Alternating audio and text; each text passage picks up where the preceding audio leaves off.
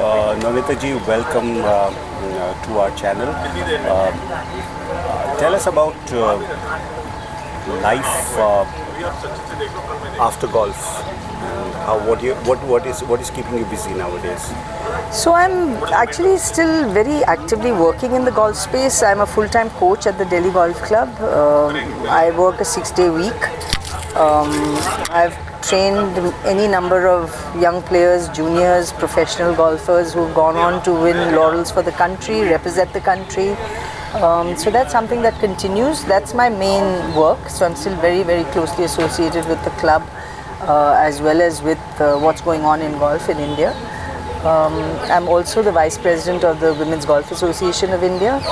I was very instrumental one of the people who was very instrumental in getting the National Golf Academy of India up and running in 2004, which is the coaching body for coaches in the country.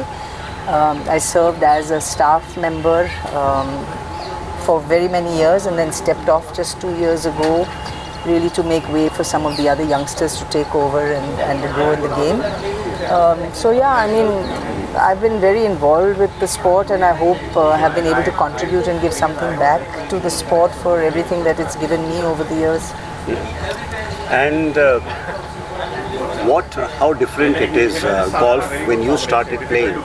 Nowadays, obviously, there are plenty of women coming and playing abroad also. We haven't seen such number of Indian women players play abroad, go outside and play abroad. And back when you started in 1980. Yes. And how was golf then? What kind of challenges you faced? And so actually, golf in 1980s, I actually think it was a really nice time to play. Because maybe the community was smaller, so it was really like a large family. My dad was a reasonably good golfer, had been quite involved with the game himself, was responsible for getting the PGAI of India up and running. So he was my first and only coach. He was self-taught himself. We had an extensive library of golf books at home, which we read and pored over and discussed endlessly. And that was really how I learned to play the game. Now, having been trained as a professional teacher on international standards through the NGI's program, I realized there were shortcomings at that time, which maybe if we had been able to do them differently, I could have been a better player than I was. But having said that, he did an absolutely fantastic job, and I think the fact that I was as successful as I was and I'm an amateur golfer, it stands testament to that.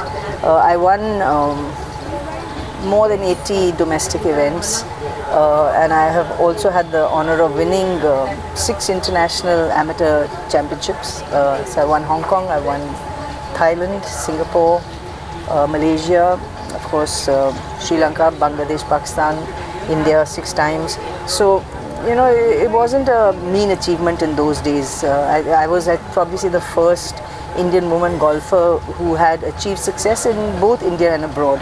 It sort of, I'd say, or I'd like to believe, set a standard or a benchmark for the generations that followed. When we came to the game, we were very young compared to the average woman golfer playing golf at that time.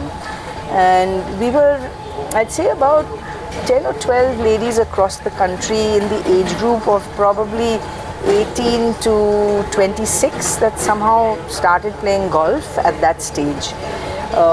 So we all became really good friends with each other, fiercely competitive. And I think that did 2 things. I think because we were younger and stronger, we were able to hit the ball a lot further than most of the ladies who were playing, who were in their mid-40s to 50s. And that improved the standard dramatically. I think also fitness levels were better. I came from a basketball background, so I was already very strong, very fit. And I think that really sort of set the trend. And then year on year, if you look at what's happened, is that the average age of women coming to the game has dropped. I mean, now they're as young as 4 and 5 when they start. There's a very active junior program in the country. The IGU runs a junior tour as well. That didn't exist in the years that we played. They then go on to play amateur golf and maybe make national teams and play for the country. That's the next step. And then we now also have a women's professional golf tour in the country, which also didn't exist in the time that I played golf. So there's a good stepping stone for anybody who's really wanting to look at golf as a career, for even a woman who's wanting to look at golf as a career. I think what's unfortunate about it is that even though our women, I'd say, probably have or are performing better than the men at this stage, what they receive in terms of prize money is woefully short as compared to what the men receive, and this is a huge disappointment, and I think applies to sports across the board in this country, and something that should be addressed rapidly. Having said that, though, I had access to this golf course, which was fabulous. Not many people playing those days, so there was sort of morning golfers which would empty out by about 9:30, and then afternoon golfers would start later in the day around maybe 1 o'clock or 2 o'clock. But you'd have this big window in the middle when there was not much happening, and I had played 3 rounds of golf in one day on this golf course several times in those days, because I used to spend 54 holes. Because there was nobody here actually, and I used to play alone, so it never took very long. It used to take me about under 2 hours to complete. So, you know, I have often done that. Today it's impossible to play more than 1 round, and even that takes like 5 hours or 6 hours to do. So because of the crowd. Because of the crowd, yeah. Because the game has grown exponentially. And I don't think there have been that many new facilities that have come up that has actually supported that growth.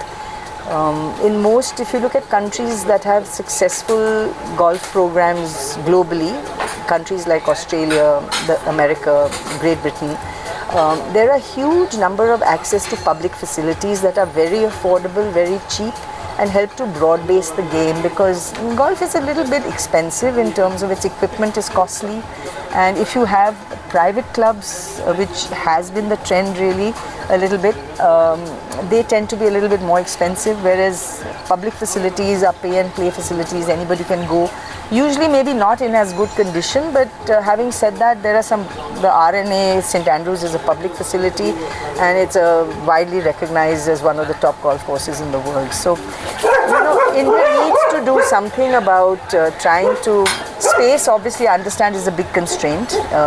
So even if we don't build huge golf courses, you know, small 9-hole facilities like our executive course over here is a great platform for kids to grow up on.